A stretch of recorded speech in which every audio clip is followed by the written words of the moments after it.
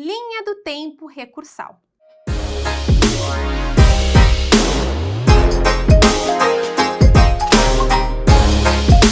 Quando eu falo do processo do trabalho aqui para vocês, eu sempre gosto de falar um pouco sobre a régua processual, a linha do tempo. O que cabe do quê? Quando cabe cada recurso? É muito importante que vocês consigam visualizar a linha do tempo no processo do trabalho e entendam os mecanismos que vocês possam ali se valer para reformar uma decisão proferida pela vara do trabalho, pelo TRT ou pelo TST, a depender da situação a qual você vai se deparar.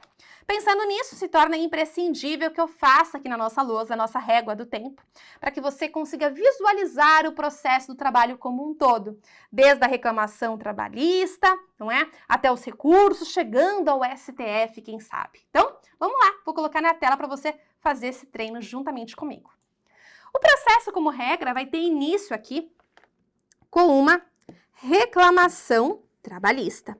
Então, você pode propor uma RT na vara do trabalho. Pois bem, proposta a reclamação trabalhista, a parte contrária será, então, notificada para apresentar defesa.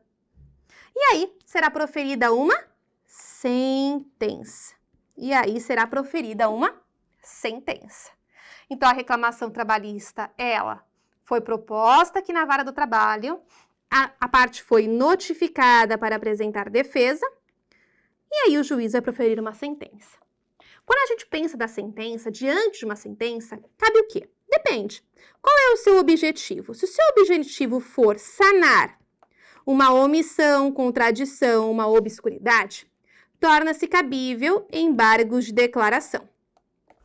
Agora, se o seu objetivo for reformar a decisão, será cabível tão somente recurso ordinário.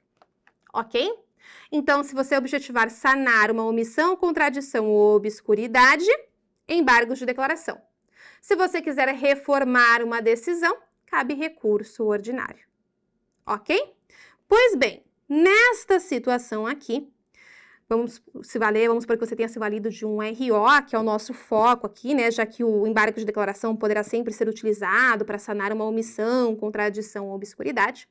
Se você se valeu de um RO, esse RO vai ser julgado pelo TRT.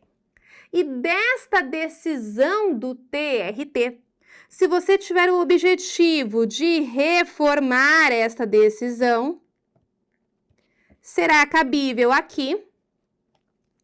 Então, se o seu objetivo for reformar essa decisão, aqui será cabível recurso de revista, dentro das hipóteses do recurso de revista. E aí você pode me questionar, mas Priscila, quando cabe mesmo o recurso de revista? Quando o acórdão do TRT violar a Constituição Federal, violar lei federal, violar súmula do TST, violar OJ do TST, violar súmula vinculante do STF. Então, caso o acórdão do TRT viole a Constituição, a lei federal, súmula do TST, súmula vinculante do STF ou o OJ, nesta hipótese da decisão do TRT, do acórdão do TRT, torna-se cabível o recurso de revista. O recurso de revista, ele vai ser julgado por quem? Pelo TST. E aí você precisa lembrar da estrutura que nós temos aqui na Justiça do Trabalho, né? Ó, vara do trabalho, TRT e o TST. Internamente, para fins didáticos, a gente pode afirmar que dentro das divisões internas do TST, nós temos as turmas, a seção de dissídio individual e a seção de dissídio coletivo. O recurso de revista, ele sempre é julgado pela turma do TST. E aí, dessa decisão da turma do TST, torna-se cabível embargos de divergência.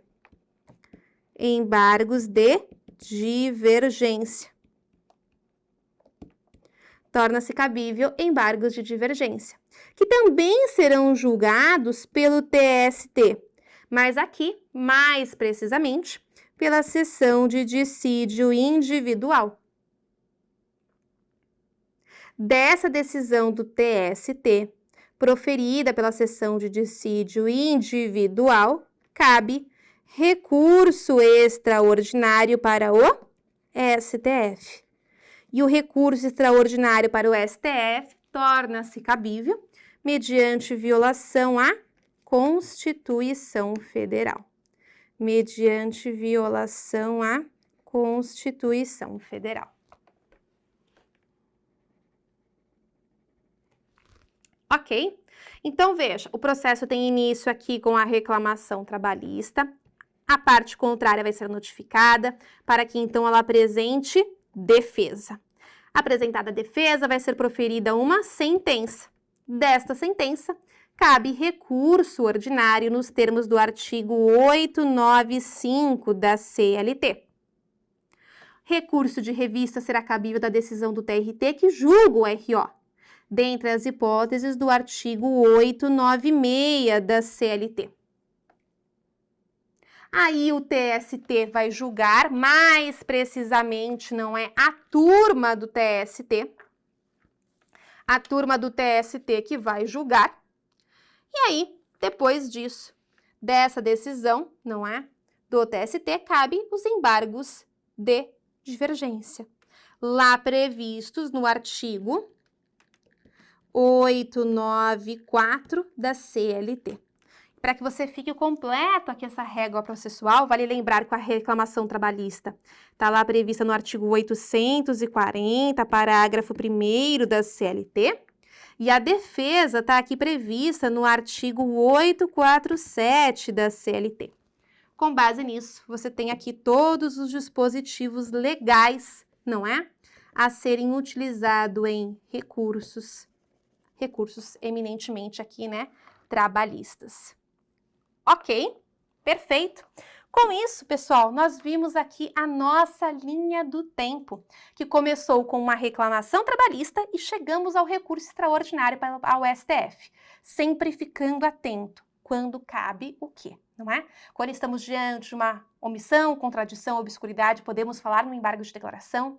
Se queremos reformar a decisão, alterar aquela decisão, falamos aqui em um recurso. Podendo ser um recurso ordinário, um recurso de revista, um embargo de divergência ou até mesmo um recurso extraordinário, não é? Alguns de vocês sempre me trazem, mas Priscila, e o agravo de instrumento? O agravo de instrumento ele tem uma hipótese muito peculiar aqui no processo do trabalho. Ele só visa destrancar recurso. Um recurso que não tenha sido recebido pela ausência de um pressuposto recursal intrínseco ou extrínseco e tenha ficado trancado esse recurso no juízo ACO. Então, quando o recurso ele não é recebido pelo tribunal, não é recebido pelo juízo ACO, que pode ser o tribunal ou pode ser a vara do trabalho, a depender da situação, eu posso me valer de um agravo de instrumento para destrancar esse recurso no juízo ACO. Então, o agravo de instrumento, ele é uma grande peculiaridade aqui no processo do trabalho, porque ele não tem um grande efeito recursal, a não ser para esta finalidade, eu quero me referir aqui. Perfeito? Vimos, então, a linha do tempo recursal. Tomem nota.